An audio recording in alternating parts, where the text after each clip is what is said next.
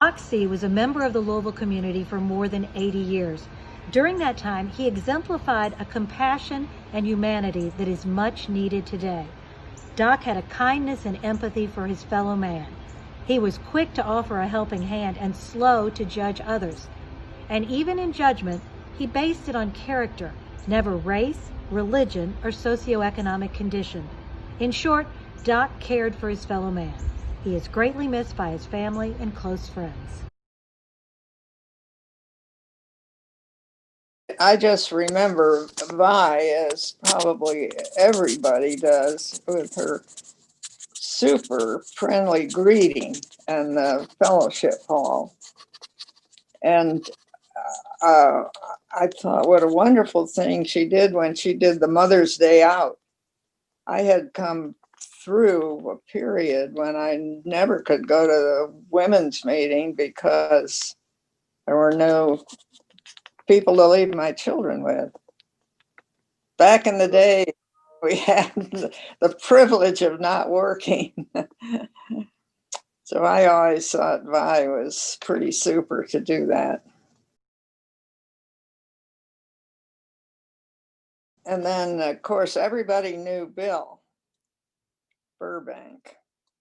And I had the privilege of knowing his, casually, his mother and aunt, who were just as fun as he was.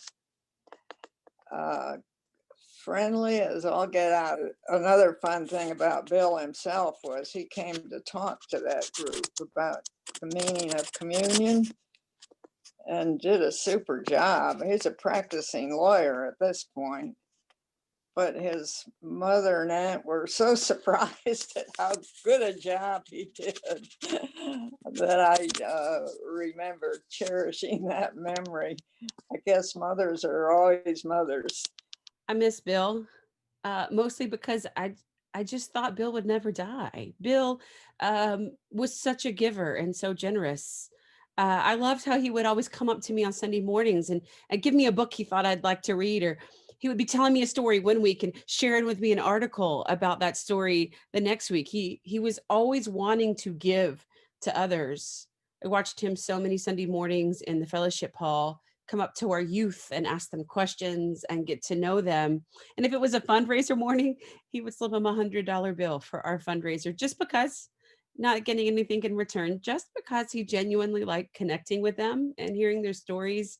And he really, really liked giving. So I miss Bill. This tribute is to Frank Heller. Frank was amazing. He took a good choir and turned us into a great community of people who were devoted to each other, as well as to the music that we produced. We learned so much and did so with grace and humor and fun. We experienced choir buddies, tone clusters, dessert nights, choir retreats, a trip to Scotland, prayer concerns, and love for each other that was unlike anything I had ever experienced before. There was excitement, nurturing, care for each other, as well as silliness and giggles, while committing each other to providing leadership in worship. He was willing to do anything to help us grow, from dressing in a kilt, to chain mail, to a helmet, to tie-dye, to suspenders, to a cape. He blessed us with his knowledge, enthusiasm, spirit, creativity, love, and care, and we are so fortunate to have had him as a leader and friend. His legacy lives on. I miss him. Frank Heller and Saint.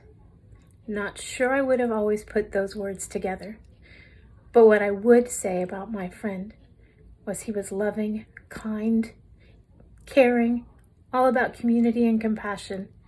He was a wonderful mentor, a dear, dear friend, and family to me. I miss him a lot, every day. And I'll be honest, music and singing have been a little hard because they made me sad in remembering, not something he would be especially excited to hear. But I think what I learned is that Frank is more than just the physical being, right? Frank was larger than life, people would say. And so maybe it's time that I start remembering that and start paying attention to the things that he did that made people's lives different. He would hate all of the division and hatred and anger that's in this country right now.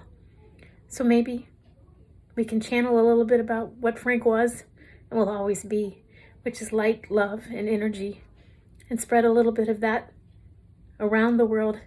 That's how Frank stays here with me, and I know would stay with many of you. So my memories, they make me smile, they make me laugh. My future needs to have a little bit more Frank in it. Thanks. I'm wearing tie-dye today in honor of Frank Heller. You may not have known it if you've only ever seen him in his choir director's robe, but Frank was a big fan of tie-dye. He even had a favorite vendor in Seattle from whom he would sometimes special order shirts and get them when he would visit his daughter's family there. I'm also wearing my Tree of Life earrings. The Tree of Life was one of the pieces we sang with the choir and was a very special one for Frank and for Jan Ward and for the whole choir. So this is my outfit to honor Frank. If you've been a part of our congregation at Highland Pres for the past 20 years, then you know the quality of music program that Frank Heller built at our church. What you may not know is the importance of community for him.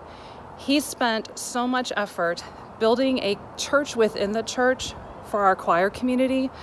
We had retreats, which were, yes, about some rehearsal time, but were largely about getting to know each other better, spending time together, doing fun, creative movement activities, laughing. And let me tell you, Frank gave us a lot of reasons to laugh. One time, while conducting very fervently, his conductor's baton got caught in his glasses, and he flung his glasses over to the alto section. But the one thing that we never let him live down was the pants incident. Yes, while conducting one time at church, his arms went up to the choir and his pants went down to the floor. He handled it very gracefully. From what I remember, I do believe he just stepped right out and walked off, and the pants were hidden by the pulpit. So you never know what's happening up on the chancel during a worship service. You should know that the choir never let him live that down, and we made lots of jokes about suspenders and gifted him suspenders many times over the years.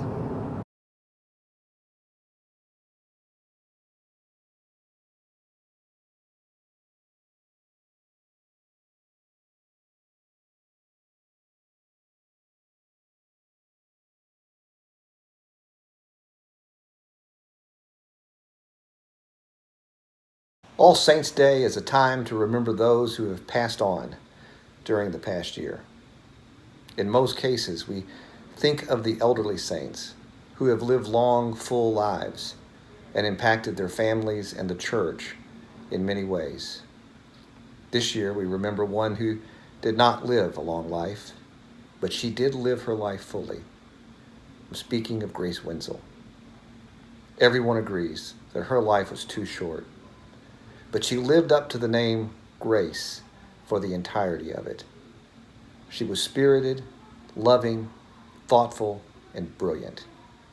Everyone I know that knew her speaks of how she touched their lives. She certainly was a spark that ignited our children's and youth community. I remember the many times she boldly stood up for the needs of others and led by example in meeting those needs. I still cite her speech in Sunday school, the night she spoke at the It Gets Better event that she organized. I still remember the sermons she preached at the Young Preachers Convention in downtown Louisville. I remember sneaking off from work for a couple of hours to go support her, and remember the gratitude I always felt after it was over for the heartfelt and brilliant sermons that seemed to come from an impossibly mature person trapped in a teenager's body. She was admired by all of the adults who interacted with her, but she was also held in high esteem by her peers and many that were younger than her, who sought her out for the wisdom only she could bestow. We're all thankful for the bright light she shined on those around her with her life, and we miss her. Grace Wenzel is a saint because she always made her room feel warm and inviting. She worked her hardest at welcoming people with open arms and always making sure people felt heard and were included. For me, she did this by welcoming and accepting me into her family. Grace Wenzel is a saint because she was such a bright light that now lives on in so many of us. She taught us how to be better people. She taught me how to live with more love, more strength, more intent, and more gratitude. I will always hold on to the lessons she taught me and the memories that we have. So, the reasons why Grace Wenzel is a saint. There are so many reasons, but specifically, her connection to God and her faith was always so profound, and she was so willing to talk about it with anyone who was interested, but yet it was always so casual and just a conversation with her, but yet so profound, and her understanding was amazing.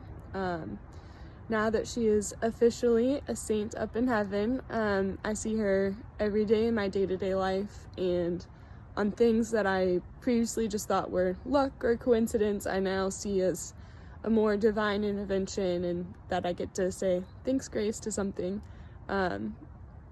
I definitely have been able to stop and cherish the things that make life here on earth so beautiful, and I definitely get to see her in every little thing that makes me smile. Grace Wenzel is a saint for many reasons. One being her close connection with God and her encouragement for other people to have a close connection with God. However, when you went to her and had a conversation about the church or Jesus or anything relating to religion, she never came to you in a judgmental place. She came to you out of a place of passion and love and understanding. Grace was a person who wanted you to challenge your beliefs in God and to show you that He is there for you and always by your side. Grace's passion for the church is inspirational and something that will always be remembered. And her presence in heaven is just as strong, if not stronger, than her presence when she was on earth.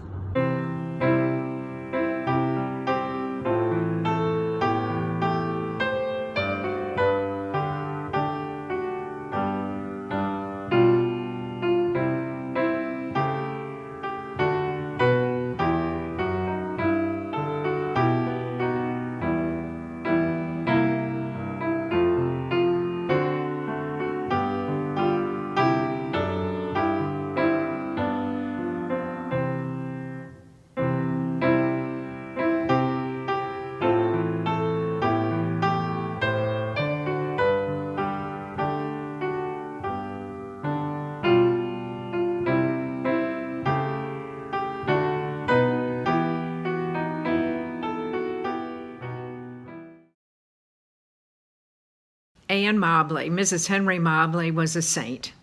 She might have said a Southern or a pastor's wife, but no doubt about it, she was there to support Henry's ministry. I never saw Anne when she wasn't totally together, earrings and stockings too. To me, she looked ready to go to church or out to lunch every time I saw her, but that was her normal, dressed to a T. She was calm no matter what challenge was thrown her way. She could be serving dinner to 40 or 50 teenagers, or only 15 or 20. Either way, she was unflappable. Anne made it look easy to have all the food ready, the table or buffet set, and of course a floral centerpiece. Even after Anne and Henry moved to the condo, her entertaining continued, only on a smaller scale. Were these events her idea? Probably not many. I can hear Henry say, "Let's invite the new members to our home for dinner." Done. Or, the most memorable was the Mobleys' invitation to the newlyweds. These folks were about young Henry's age. About a dozen couples arrived. Dr. Mobley had married all of us. The dinner was delicious and the conversation lively. Then Dr. Mobley said, "You probably wonder why you've been invited tonight. Well, I haven't seen you at church since I married you." Anne just smiled with a twinkle in her eye. Yes, we were nailed by both of them. Anne Mobley was a saint. Not only was she Henry's wife, she was young Henry, Cortland, and Harry T's excellent mother and grandmother and great-grandmother to their offspring. She was gracious, loving, warm, and kind to everyone she encountered. She was the quintessential pastor's wife. She entered into matters in the congregation, but was never pushy. I can still see her twinkling blue eyes as she told or listened to a humorous story. She was a lovely Southern lady and a real support to Henry during his ministry here. It was as if she had her own ministry here, and we are grateful for it. I really didn't know Don until his last few years at Highland, most of which he was wheelchair bound. I met him a few times at the church, and from the outside, he sort of had this demeanor of a grumpy old man. But when you got him talking, he would always talk about history and how much he knew, especially about Louisville. He knew every street and what it used to be called and what used to be on every corner, and could remember names of buildings and street names for such a long time. He loved Price is Right, and he loved his grandchildren, and that's what I liked hearing about the most. And I remember how proud he was in donating money when our preschool was remodeled a few years ago. And that's what I remember about Don, was how much he loved his family, and especially his grandchildren. And of course, Maud Baker, I probably knew as well as anybody because we were all singles at the same time. Single in town. Why were there so many single people in the 50s? I don't know. And then Maud was already the preschool teacher, and we would gather after church and go out for lunch. And then Monday nights we met at the church, and she would, keep us all going. But those were fun days with lively Maud. A limerick is owed to our dear friend Maud Baker, who was educator and lover of children. There once was a saint named Maud Baker, the truest of souls, no faker, serving God's people so well, ever cheerful stories to tell. And that's why a saint we make her. A teacher, then leader at school, she led by the golden rule. Kindness and joy were her ways, devotion to God all her days. Love was surely her fuel.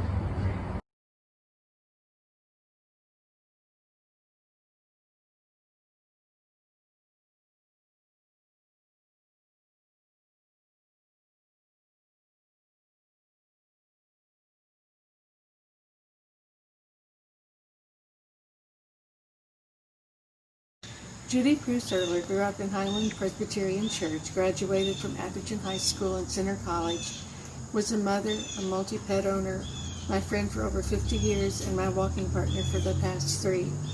Judy was kind and caring. During our morning walks, she greeted everyone we passed and would stoop and speak to every cat and dog we saw.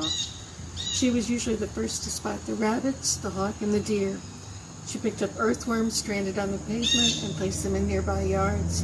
And once in Cave Hill, she picked up a turtle having difficulty crossing the road and set it safely in the grass. She was independent, strong, and brave. I regret for her that she won't be able to vote on November the 3rd. She was looking forward to that. And that she wasn't able to hear the Hallelujah chorus performed in Highland Presbyterian Church one more time. She was looking forward to that also. But she didn't look back or complain about the present. She was grateful for the life she lived, and those of us who knew her are grateful for the opportunity to have shared parts of it with her. We miss her.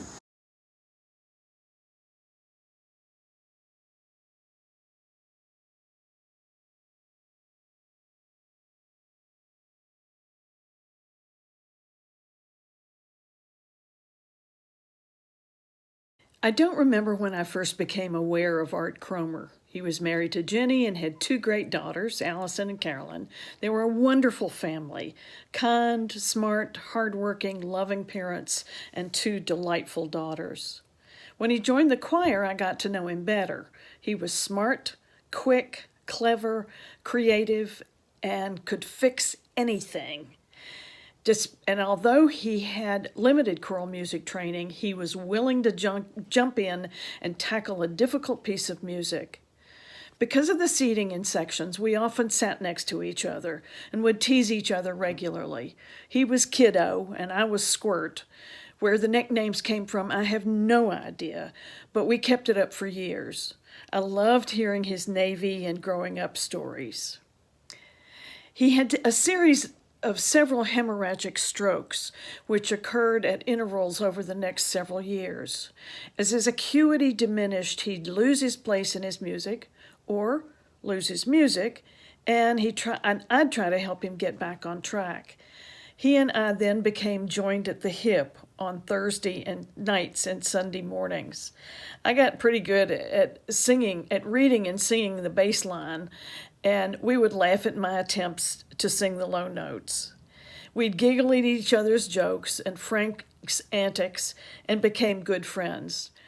I was amazed that he kept on working hard at singing and being a part of the choir.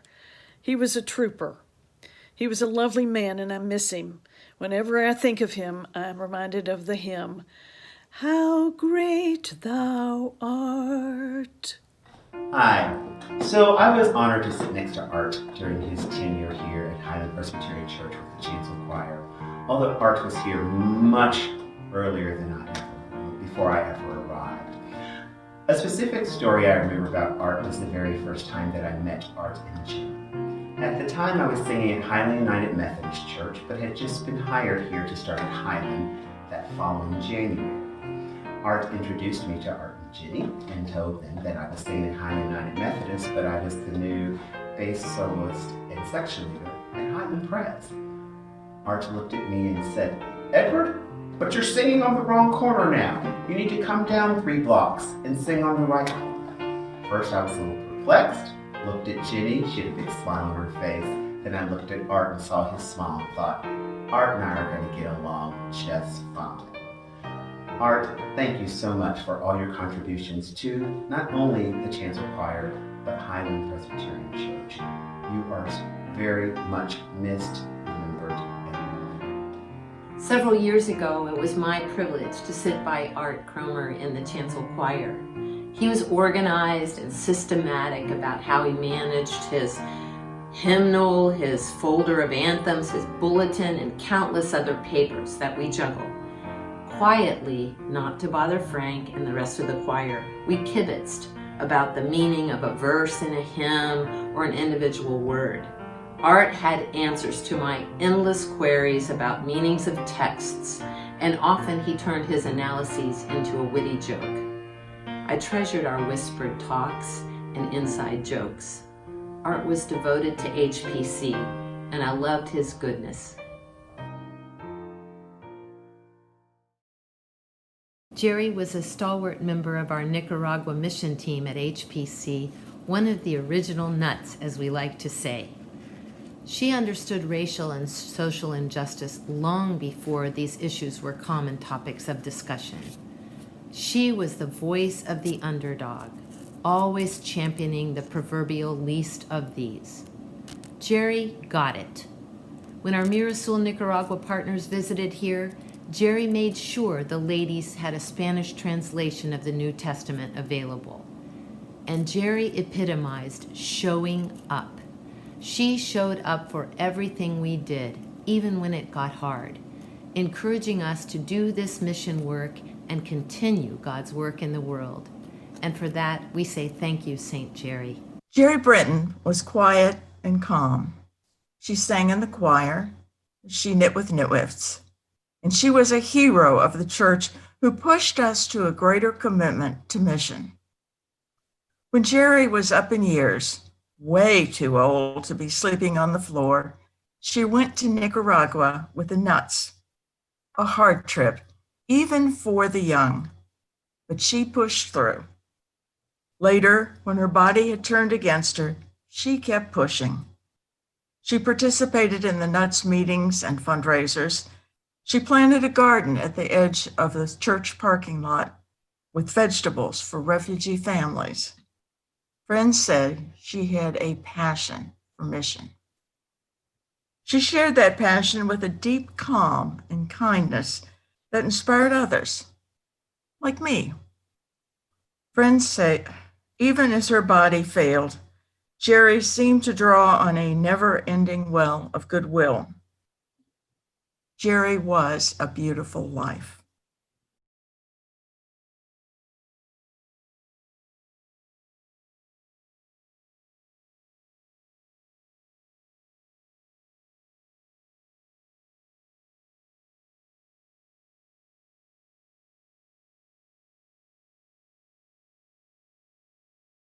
My name is Barbara Jones, and I'm here to talk about our fellow church member, Russell Riggs, who died September 27th. My friendship with Russell and Sally Riggs began in the 60s when we all lived in the Cherokee Triangle with little children similar ages.